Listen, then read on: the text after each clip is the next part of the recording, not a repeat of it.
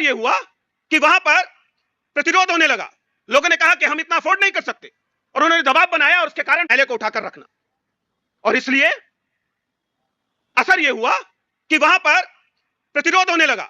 लोगों ने कहा कि हम इतना अफोर्ड नहीं कर सकते, और उन्होंने दबाव बनाया, और उसके कारण वहां पर एक पूरी की पूरी नई, उस समय की सबसे आधुनिक सीवेज सिस्टम इजाद किया गया। हमारे देश में क्यों नहीं किया गया? क्योंकि हमारे देश में हमें सीवेज सिस्टम के आविष्कार की जरूरत नहीं थी। हमने जाति का आविष्कार कर लिया था। हमने तय कर लिया था कि यह काम कौन करेगा, और उसे करना ही पड़ेगा। उसके पास कोई विकल्प नहीं था। हमने बाकायदा एक जाति बना दी, जिस जाति का काम था गांव गांव में, शहर शहर में तमाम लोगों की गंदगी मैला उठाने का काम इसी का है। उसके पास यह विकल्प नहीं है कि वो कह सके कि नहीं। उससे बड़ी बात, उसके पास यह विकल्प नहीं है कि वो ये कह सके कि इस काम के लिए वह मजदूरी कितनी लेगा, क्योंकि उसे तो बेगार तक करनी पड़ेगी, और यह काम करना ही पड़ेगा। बाबा साहब इसलिए याद दिलाते हैं कि यह श्रमिकों के विभाजन की व्यवस्था थी।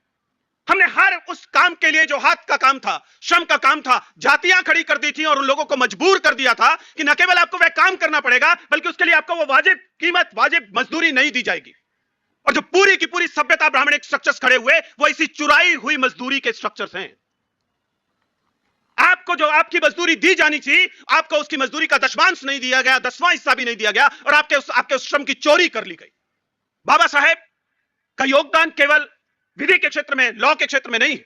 उन्होंने श्रम को लेकर जितना गहन अध्ययन किया, एक श्रम मंत्री के तौर पर उन्होंने जो कंट्रीब्यूट किया, वे समझते थे कि इस देश की जनता में श्रम, केवल श्रमिक नहीं, श्रम और उसकी वाजिब कीमत दिला पाना एक बड़ी लड़ाई है आजादी की। देश केवल इस बात से आजाद नहीं हो जाता कि आपने यूनियन जैक उतारा और उसकी जगह तिरंगा चढ़ा दिया। देश केवल इस बात से आजाद नहीं हो जाता कि आपने गवर्नर जनरल के पद पर या वायसराय के पद पर एक गोरे को हटाया और उसकी जगह राष्ट्रपति के पद पर एक भारतीय व्यक्ति को बैठा दिया। महत्वपूर्ण बातें हैं ये भी, लेकिन इन मात्र से देश आजाद